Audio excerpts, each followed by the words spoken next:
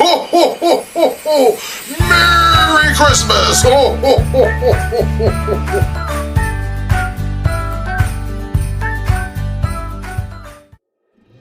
In Lesson 1, we will be discussing to you about the digital citizenship versus global citizenship. So, digital citizenship is an idea that all persons using the internet have civic rights and responsibilities. It centers around safe, savvy, and ethical use of technology. And global citizenship, on the other hand, sees the world as a community in which all people live and prosper together. And when we mix these two together, it's the perfect recipe for the global digital citizen.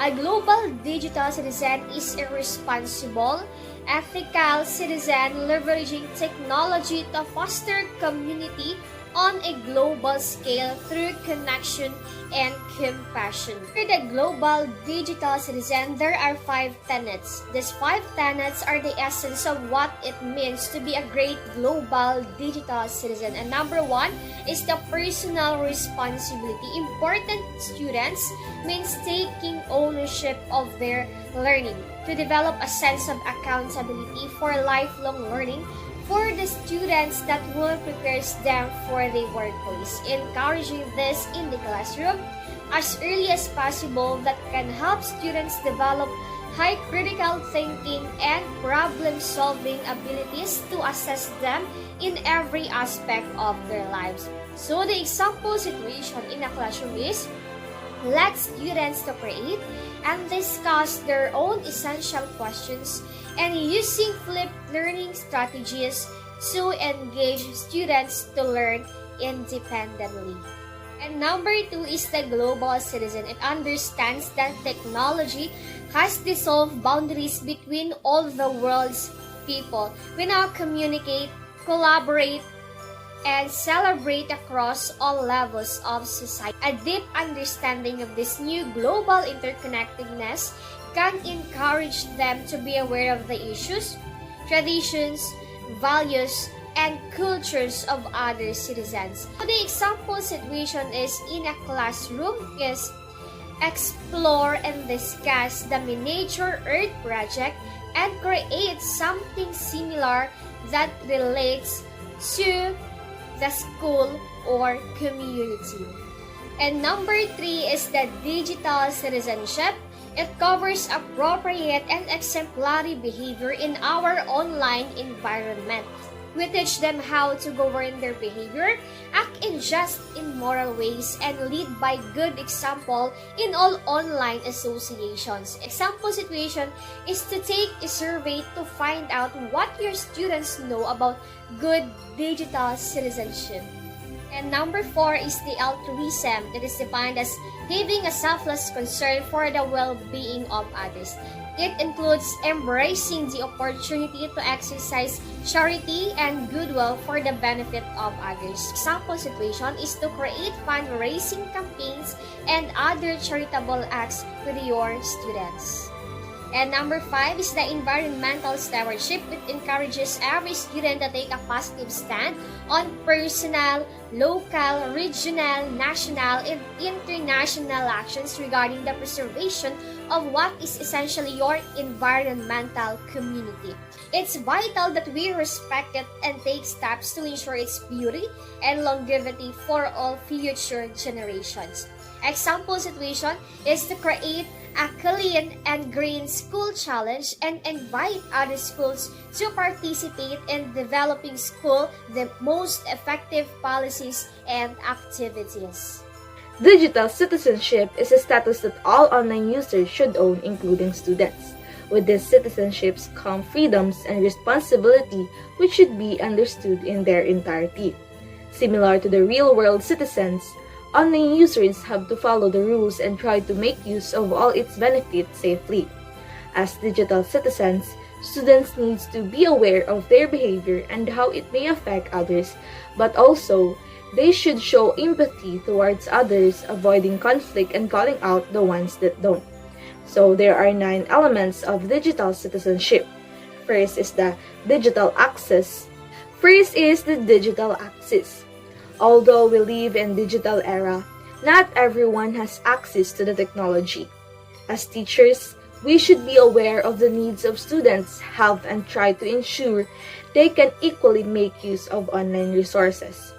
Due to improvements in school worldwide, teachers can provide engaging lessons and motivate their students by including technology in class. Not all students can afford a computer or smartphones that access to all internet. That is why educators need to provide alternatives suitable for every student's needs. Second is the digital commerce. So digital commerce refers to the selling and buying things online and the necessity to tackle safely issues while using money in the digital world. So technology is also used in the class to showcase students the possible paths to take in their prospect careers, opening their way to a future job. Understanding how e-commerce works is a must, but the possible consumers and as potential entrepreneurs. Third is digital communication. Communicating online has become so common and so frequent that students forget they are doing so in a virtual space. The need to know how and what to say is undeniable since miscommunication happens all the time, even online. Nowadays, though, the online has given a voice to anyone who needed it. They can express themselves freely and be themselves. This in turn requires the persons to be empathetic and react appropriately online and offline. Fourth is digital literacy. Education is the key for everything. Being aware of others while online or offline is important for our personal growth, contributing also to spreading awareness of the way we treat each other in either space. Students need to learn how to use their free will and decide what content is good for them and what they should avoid in order to lead a balanced life.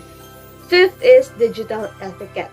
Technology comes with basic instructions of usage, but in the long run, we should educate students to understand it better and become digitally fluent. This will shape their online behavior and they will respond positively rather than negatively to any content or comment. Focusing on implementing an online etiquette will have great results for the future generations who will have the adequate attitude in the online world that avoids conflict rather than entice in hidden behind their virtual profiles. Sixth is digital law. The online environment has room for both positive and negative interactions. And just like in real life, there are laws everyone should abide by. Digital law deals with the legal rights and restrictions governing technology use. Many online users are actually breaking the law, either knowing or not knowing, from identity theft to hacking into someone else's email to cyberbullying to downloading copyright music to using. To prevent any kind of online crime, no matter how serious, students as digital citizens need to know the law. 7 is digital law and responsibilities. Like in any real society, the online world has its regulations. That means that as a users, one has rights but also responsibilities. There are rules and policies to follow that imply the possibilities of being held accountable for your actions and deeds in the online world.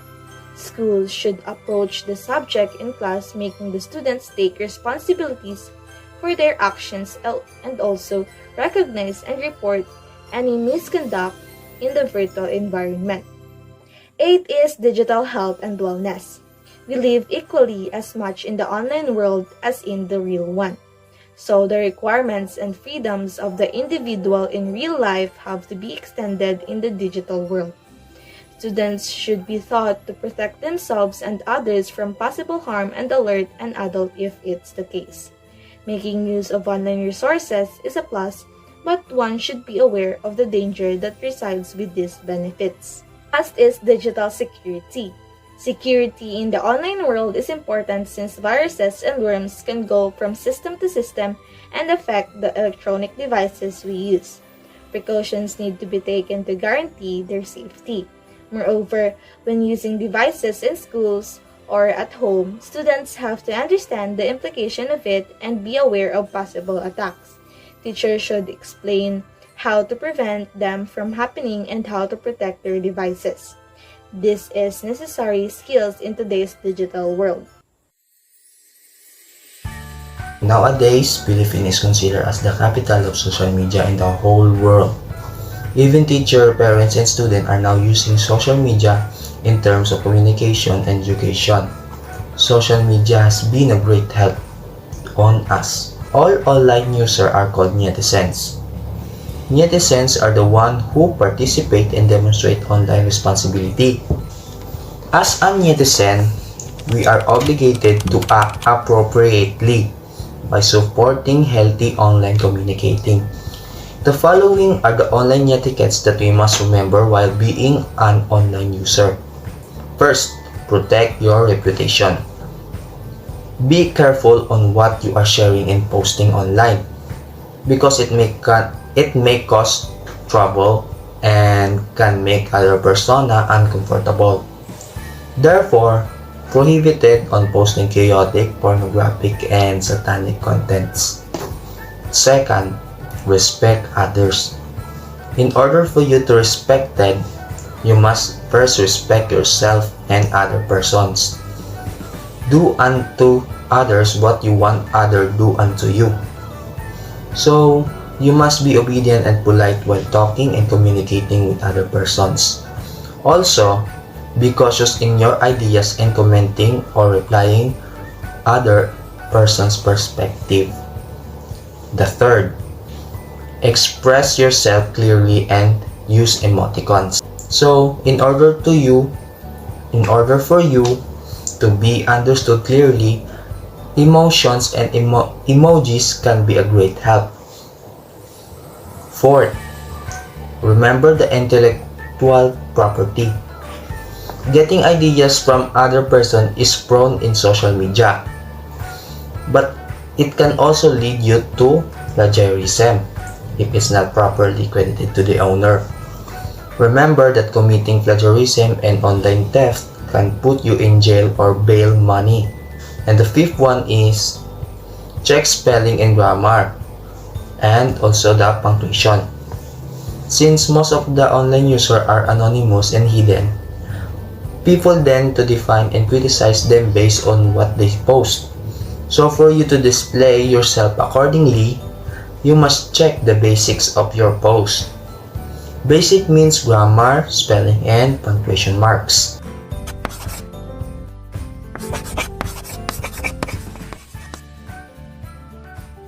Take note that whatever you post becomes permanent.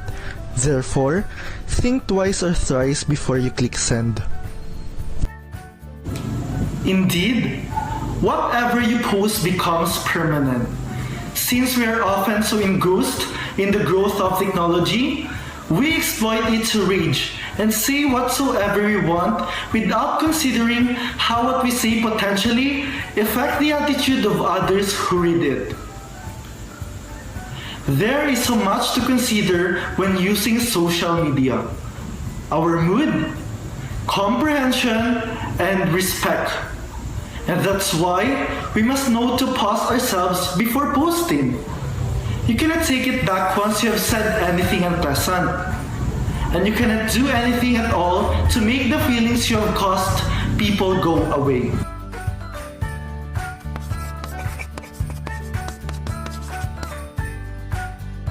Sharing your personal information online is like going around the streets wearing a shirt printed with your name, birthday, address, name of parents, and etc. You definitely do not want to reveal all this to many people. Besides, providing all this publicly will make you prone to identity theft. This is similar to the cliche, trust no one. There is something that needs to be protected from others, and that something is your privacy. It is not necessary to broadcast your location, nonetheless, it is something that must be retained.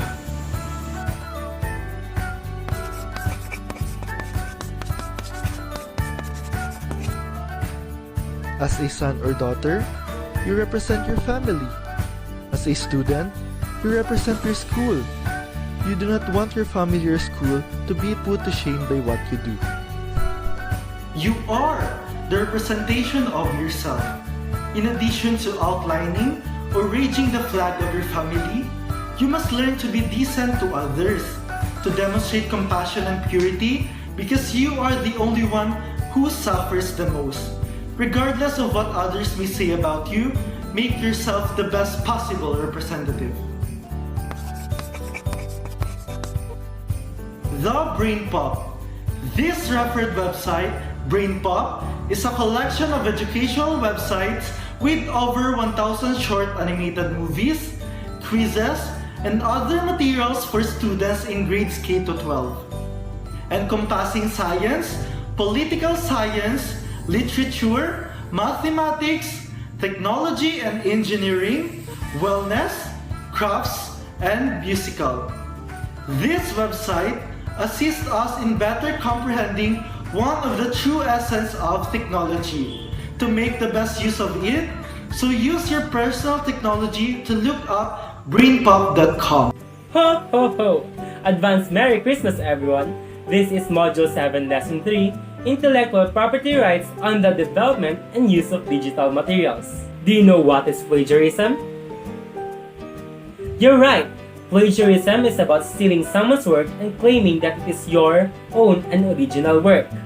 So by definition, plagiarism is an act of fraud that involves about stealing someone's work and lying about it afterwards, saying that it is your own and original work.